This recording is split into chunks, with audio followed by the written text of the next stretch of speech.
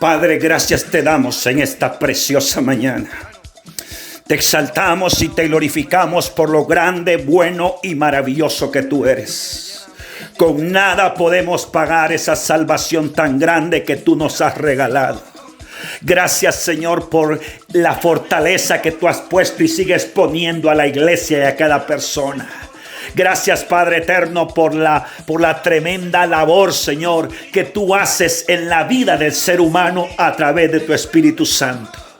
Queremos, Padre eterno, darte gracias y reconocer que este es el día que hizo el Señor. Y nos alegraremos y nos gozaremos en él.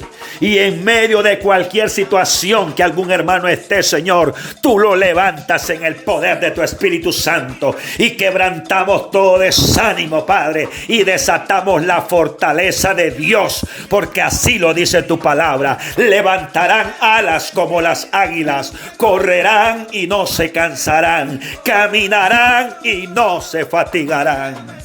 Señor, permite que esta palabra caiga en terreno, Dios fértil, en terreno que dé fruto al 30, al 70 y al 100 por uno. Hable los oídos de la iglesia, Señor, pero no los oídos naturales, sino los oídos espirituales. Glorifícate, Señor, y levanta al caído, levanta al que está desanimado y bendice al que tiene tu fortaleza y bendícelo más. En el nombre de Jesús oramos. Amén y amén.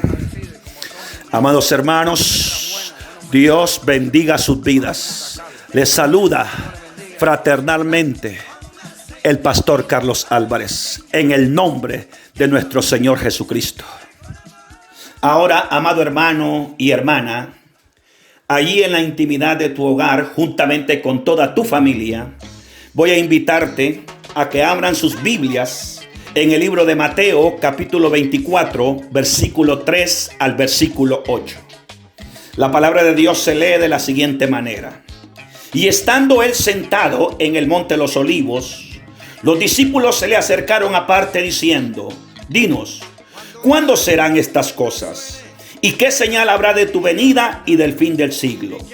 Respondiendo Jesús les dijo: Mirad que nadie os engañe, porque vendrán muchos en mi nombre diciendo: Yo soy el Cristo, y a muchos engañarán.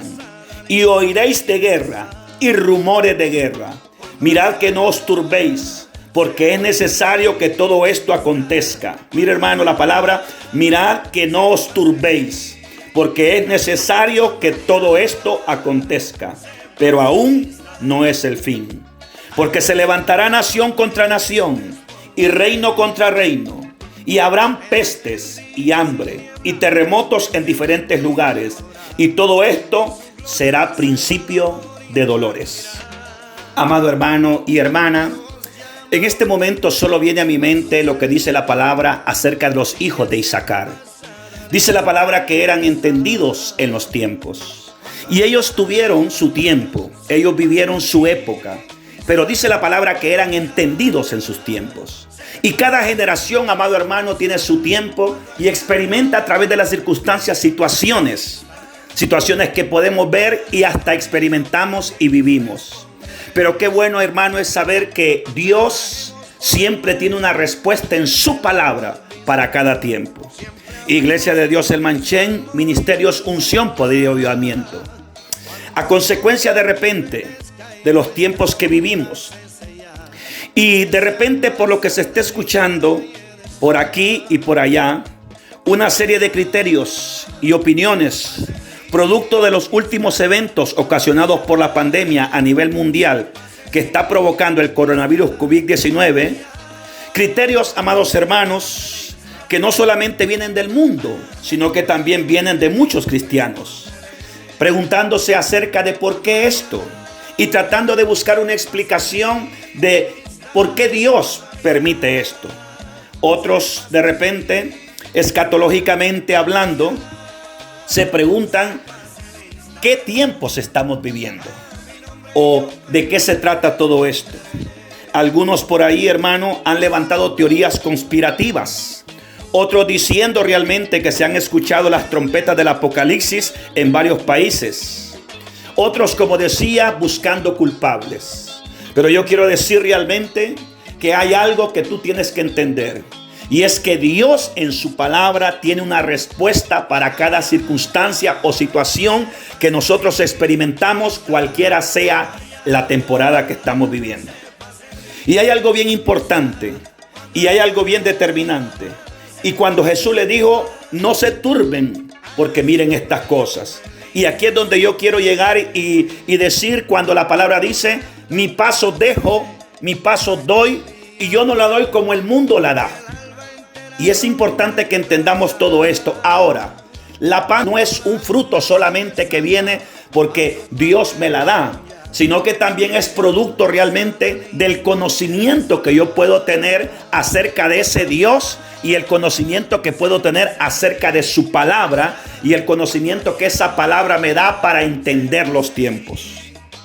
Es necesario, amados hermanos, entonces aclarar, enseñar a la luz de la palabra, en el marco de la palabra, los tiempos escatológicos, los tiempos proféticos que a esta generación nos ha tocado vivir. Recuerde, amado hermano y hermana, la escatología es la rama de la teología que se encarga del estudio de las cosas postreras o futuras, bíblicamente hablando, tanto en lo que se refiere al tiempo en que el autor bíblico escribió lo que estaba escribiendo, como en lo referente a la consumación del final de los tiempos.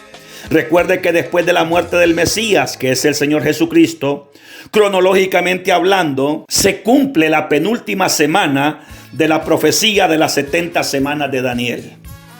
Y yo creo que algunos te preguntarán, ¿qué es eso de las 70 semanas?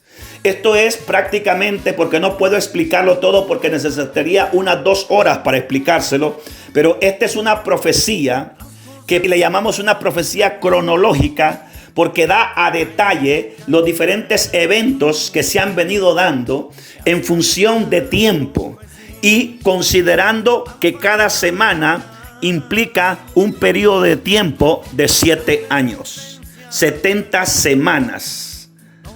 Y es importante que lo entendamos porque bíblicamente el autor expresa que hasta la muerte del Mesías Rey, del Mesías, del Dios Todopoderoso, se cumplen las 69 semanas. Y a partir de ahí nosotros hemos entrado en un periodo de gracia que casi estamos cumpliendo 2000 años a estas alturas.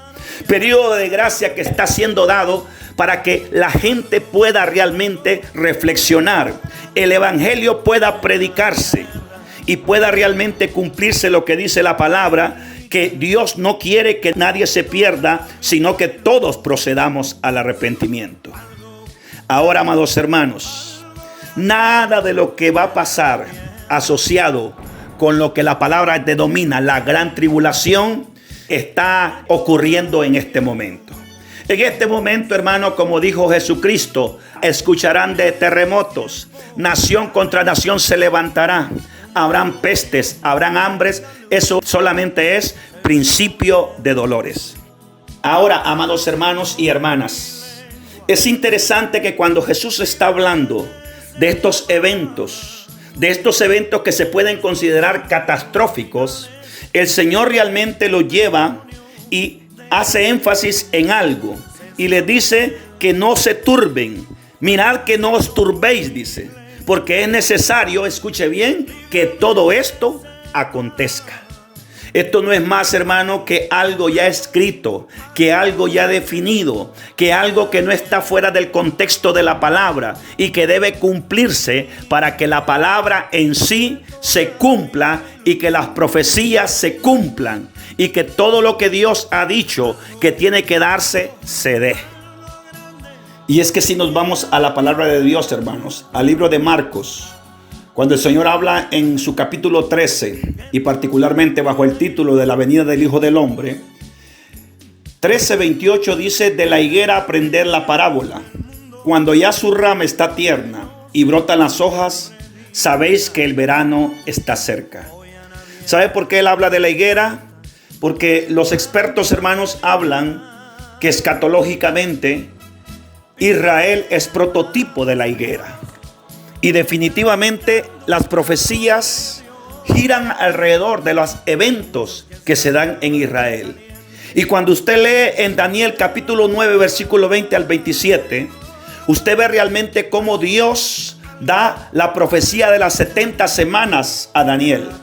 Y le dice en el capítulo 9, en el versículo 24, 70 semanas están determinadas sobre tu pueblo y sobre tu santa ciudad, para terminar la prevaricación y poner fin al pecado y expiar la iniquidad, para traer la justicia perdurable y sellar la visión y la profecía y ungir al santo de los santos.